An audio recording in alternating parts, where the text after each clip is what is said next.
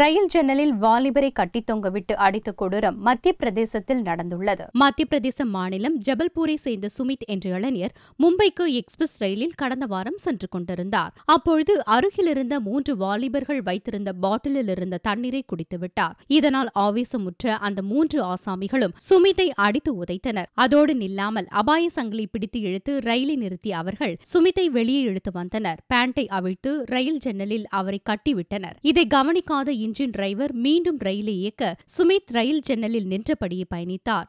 4 மணி நேரம் கழித்து இடர்சி ரயில் நிலையத்தில் ரயில் நின்றதும் இறங்கிய ஆசாமிகள் சுமித்தை பெல்ட்டால் சரமாரி அடித்துவிட்டு தப்பிச் சென்றனர். இதை யாரோ படம் பிடித்து சமூக வலைதளங்களில் வெளியிட அந்த வீடியோ வைரலாக பரவ துவங்கியது. இதையடுத்து ரயில்வே போலீசார் வழக்கு பதிவு செய்து சுமித்தை அடித்த ஆசாமிகளை தேடி வருகின்றனர்.